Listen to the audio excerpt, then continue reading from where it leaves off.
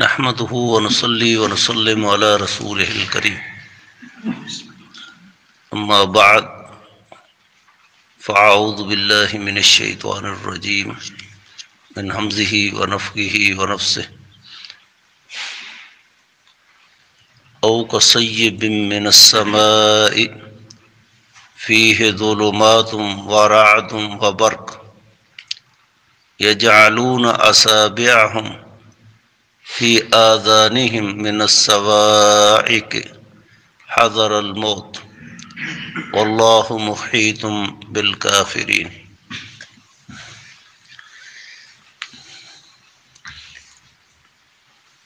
دلائل تین قسم کے ہوتے ہیں۔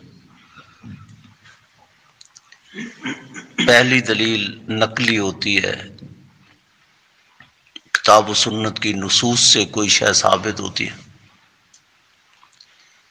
اور دوسری دلیل عقلی ہوتی ہے، معاشرے کو سمجھانے کے لیے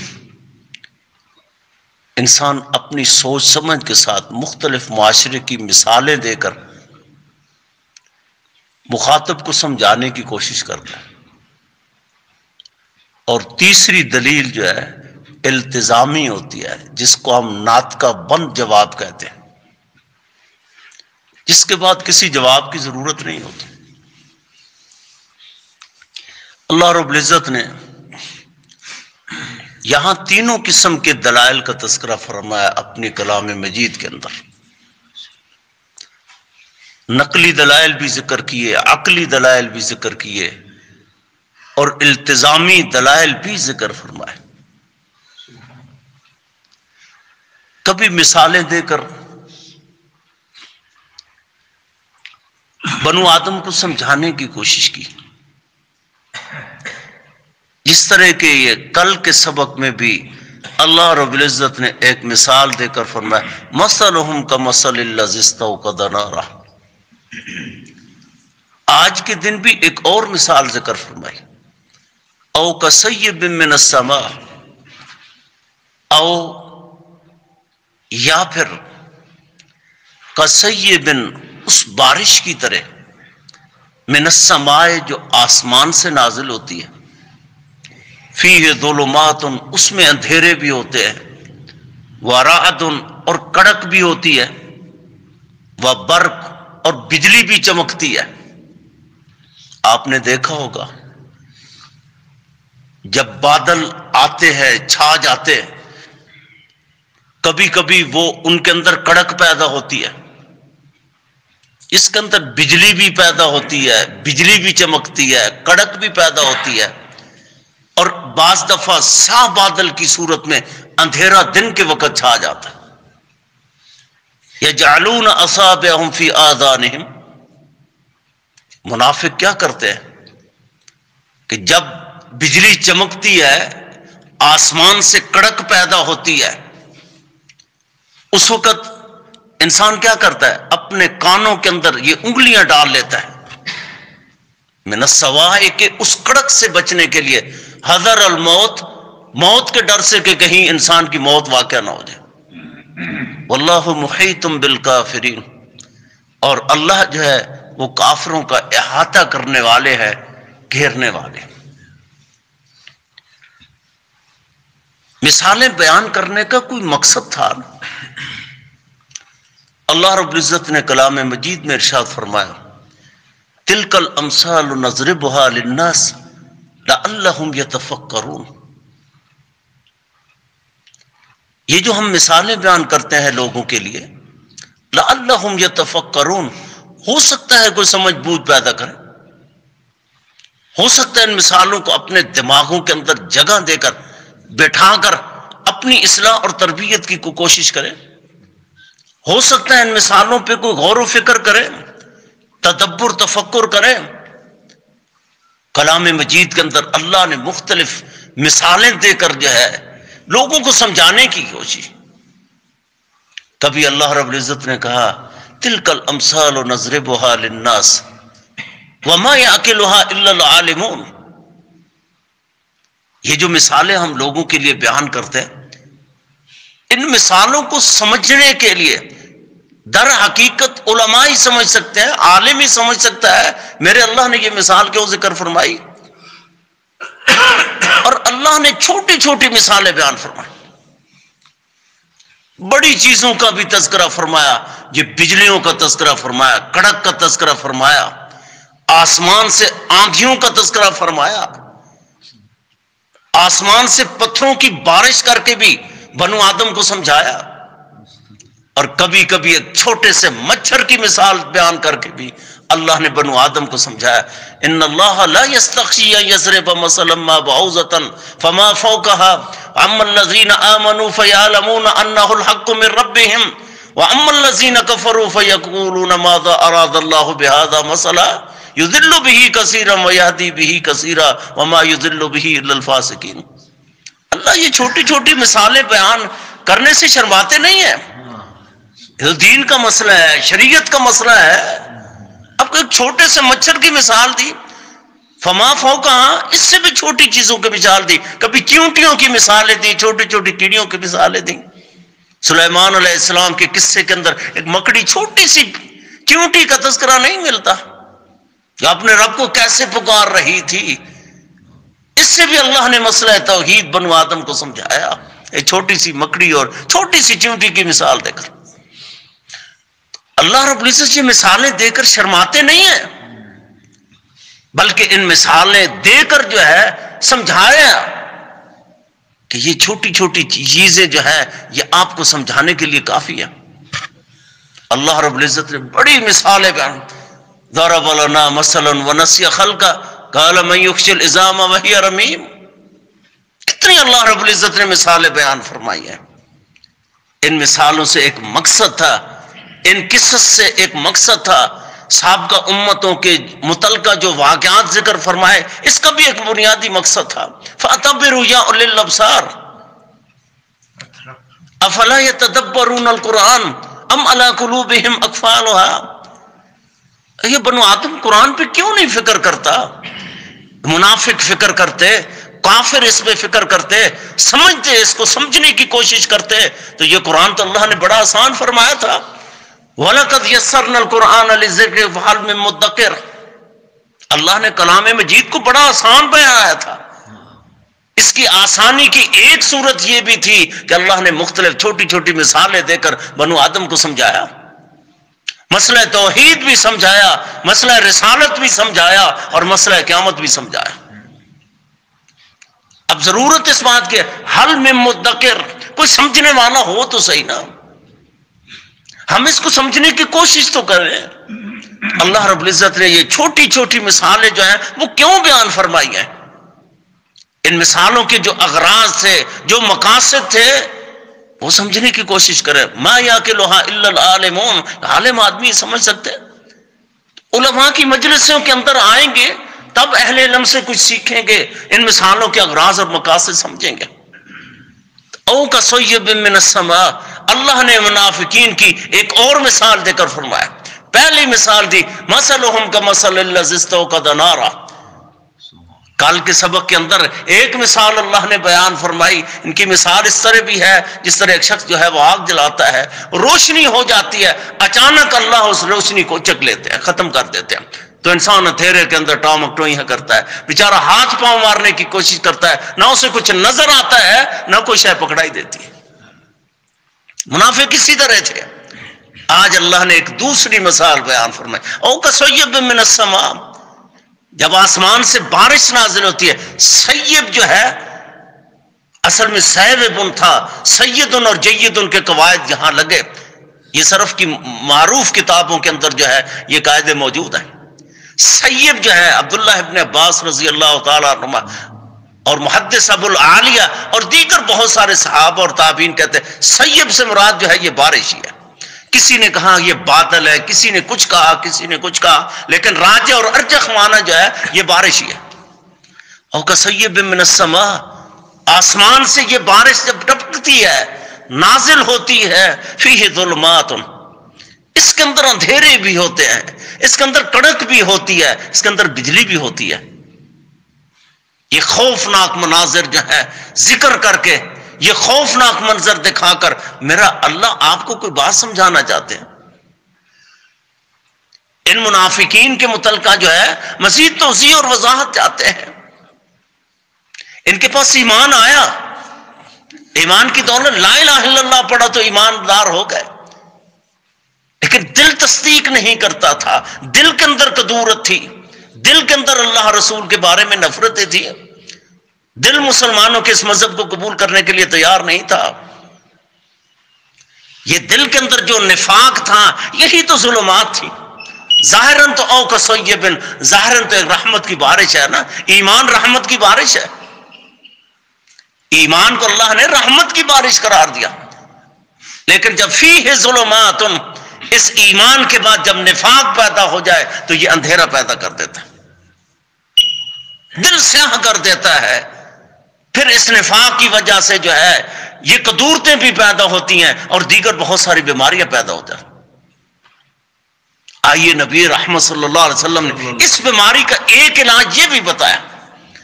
صحیح بخاری کے اندر حدیث آتی ہے، لَتُسَوُّنَّ صُفُوفَكُمْ أَوْ لَا يُخَالِفَنَّ اللَّهُ بَيْنَ وُجُوهِكُمْ. یہ اپنی صفوں کو سیدھا کرو، پاؤں کے ساتھ پاؤں ملا کر، کندھے کے ساتھ کندھا ملا کر کھڑے ہو جاؤ. اس کے اندر بھی اللہ نے ایک حکمت رکھی تھی، لَتُسَوُّنَّ صُفُوفَكُمْ أَوْ لَا يُخَالِفَنَّ اللَّهُ بَيْنَ وُجُوهِكُمْ.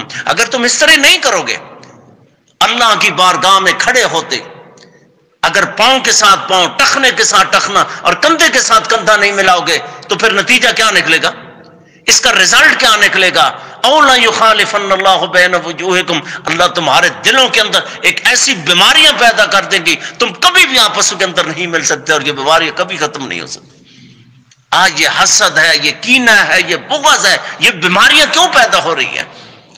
صرف اسی وجہ سے پیدا ہو رہی ہیں، ہم نے اللہ کے پیغمبر کی سنت کو ترک کر دیا.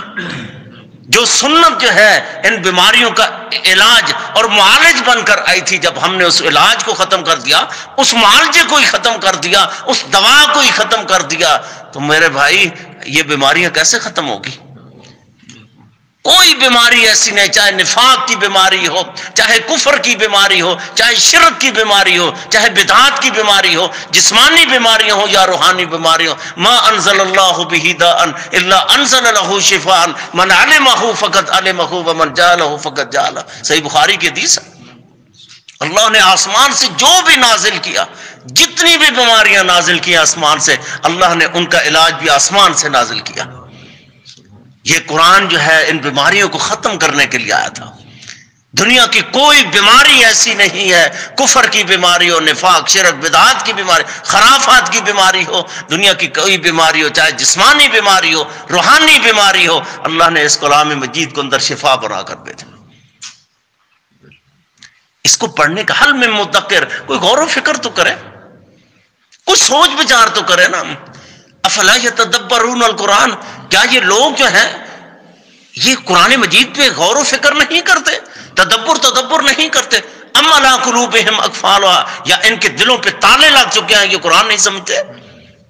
یہ منافق لوگ ہیں جن کے دلوں پہ تالے لگ چکے ہیں. ختم اللہ علی قلوبہم، اللہ نے ان کے دلوں پہ مہرے لگا دی. وعلی سمعہم، ان کے کانوں پہ مہرے لگا دی ہیں، ان کے کان بند ہو چکے ہیں، کوئی خیر کی بات سننے کے لیے تیار نہیں. حالانکہ کان تو جو تھے یہ تو جانوروں کے بھی ہیں. کیا جانوروں کے کان نہیں ہیں؟ جانوروں کی زبانیں نہیں ہیں؟ سب کچھ موجود ہے. وَلَهُمْ آذَانٌ لَا يَسْمَعُونَ بِهَا وَلَهُمْ أَعْيُنٌ لَا يُبْصِرُونَ بِهَا. ان کی آنکھیں ہیں لیکن خیر دیکھتے نہیں ہیں، ان کے کان ہیں لیکن حق سننے کے لیے تیار نہیں. اولئک کالانعام، یہ تو ڈنگر ہے، بل ہم اضل، بلکہ ان سے بھی بدتر ہیں. او کصیب من السماء، یہ رحمت کی بارش کا نزول ہوتا ہے، یہ ایمان کی بارش ہے. اور جب اس کے اندر ظلمات، یہ نفاق پیدا ہوتا ہے تو یہ اندھیرا پیدا کر دیتا ہے.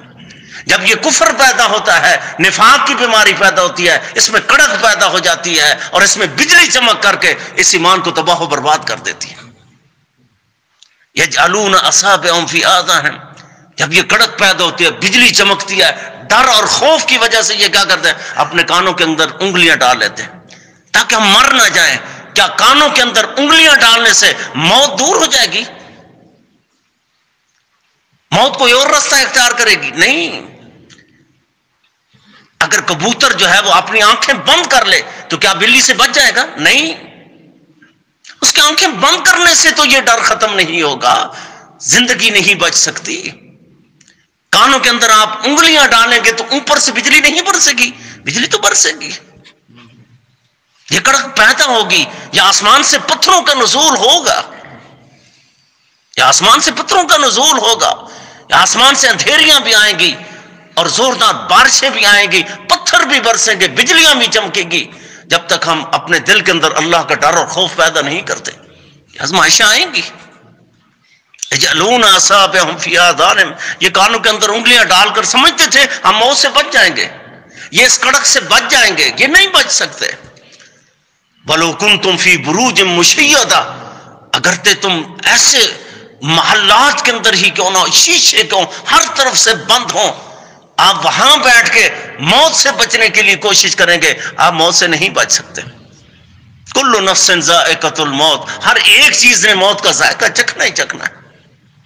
جتنا مرضی موت سے آپ بھاگنے کی کوشش کریں، وَلَوْ كُنْتُمْ فِي بُرُوجٍ مُشَيَّدَةٍ، آپ بل پروف چیزوں کے اندر ہی کیوں نہ ہو، تب بھی آپ اس سے نہیں بچ سکتے.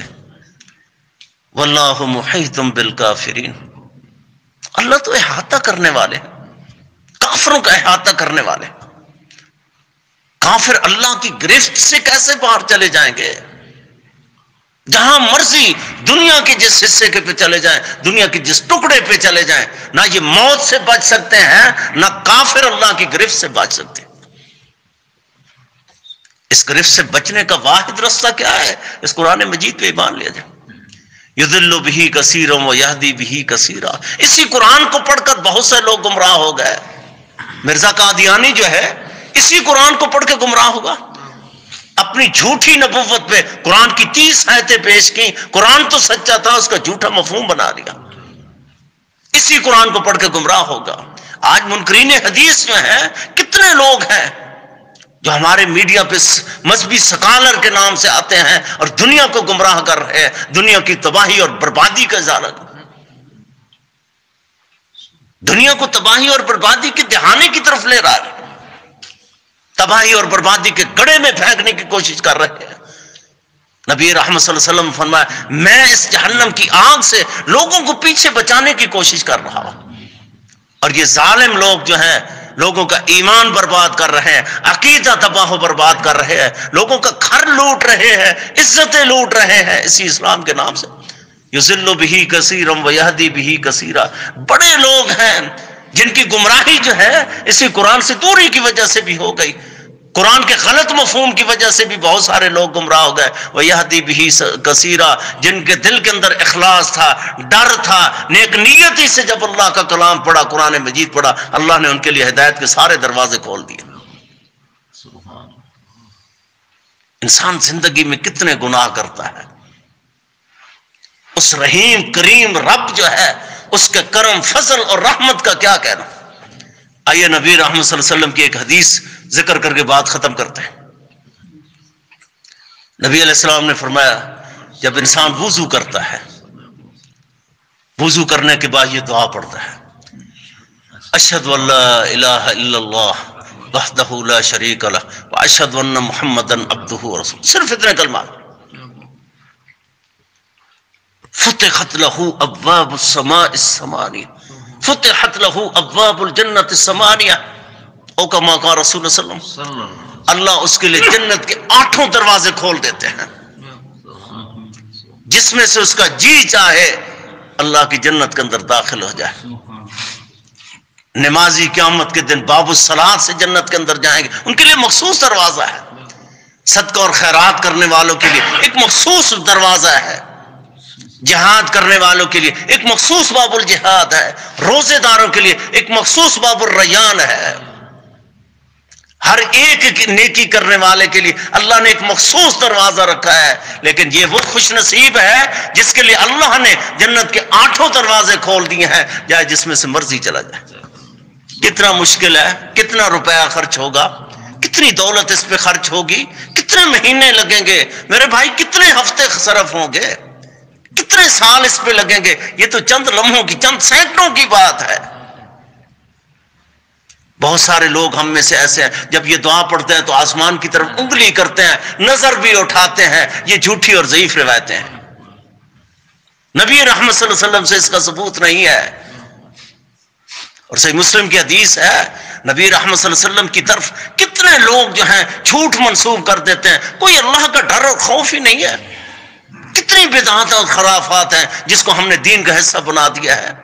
نبی رحمت صلی اللہ علیہ وسلم کی طرف آئے دن جو ہے نئی سے نیا دین اختراع کر کے، نئی سے نئی روایتیں گھڑ کر جو ہے، نئی سے نئی روایتیں وضع کر کے جو ہے نبی رحمت صلی اللہ علیہ وسلم کی طرف منسوب کرتے جا رہے ہیں اور دین کا بیڑا غرق کرتے جا رہے ہیں۔ کبھی خوف نہیں آیا؟ علی رضی اللہ تعالی عنہ دیکھیں، صحیح مسلم کی حدیث ہے، دیگر کے کتب حدیث کے اندر یہ روایت آتی ہے، بلکہ صحیح بخاری کے اندر بھی یہ روایت آتی ہے۔ ان علی فرماتے ہیں اگر میرے اوپر 7 آسمان ٹوٹ پڑے میں یہ برداشت کر لوں گا۔ حالانکہ برداشت کوئی نہیں کر سکتا، 7 آسمان کوئی تھوڑے ہیں، کوئی چھوٹا وزن ہے، یہ منوں کے حساب سے نہیں ہے، یہ ٹنوں کے حساب سے بھی نہیں ہے۔ 7 آسمان اگر میرے اوپر گر پڑے نا، ٹوٹ پڑے، میں یہ تو برداشت کریں گا، حالانکہ یہ برداشت کوئی نہیں کر سکتا، لیکن میں یہ نہیں برداشت کر سکتا کہ اللہ کے پیغمبر کی طرف کوئی جھوٹی روایت منسوب کرا۔ یہ خوف خدا ہے، یہ شان اہل بیت ہے، یہ نبی کریم صلی اللہ علیہ وسلم کے تربیت یافتہ لوگوں کے نتائج ہیں۔ اس عظیم تربیت کا یہ ثمرہ اور نتیجہ ہے۔ آئیں دیکھیں صحابہ کیا کہہ رہے ہیں۔ آج اسی نبی کا ہم نے بھی کلمہ پڑھا، اسی قرآن کو ہم بھی پڑھ رہے ہیں، اسی قرآن کے ماننے والے ہم بھی ہیں، اسی قبلے کی طرف ہم بھی منہ کر کے نمازیں پڑھتے ہیں، اسی خدا کو ہم بھی مانتے ہیں جس خدا کو اللہ کے پیغمبر کے صحابہ نے مانا، اسی کی طرف وہ بھی قبلے کی طرف منہ کر کے نمازیں پڑھتے۔ یہی قرآن ان کے پاس تھا، اللہ کے پیغمبر کی یہی حدیثیں ان کے پاس بھی تھی۔ پھر کیا فرق تھا ہمارے اور ان کے اندر؟ فرق صرف اتنا تھا، وہ جو بات اللہ کے پیغمبر کی زبان اقدس سے سن لیتے، لسان نبوت سے سن لیتے، فوراً کہتے آمنا وصدقنا، ہم اس پر ایمان لیا اور ہم نے تصدیق کر، فوراً عمل پیرا ہو جاتے۔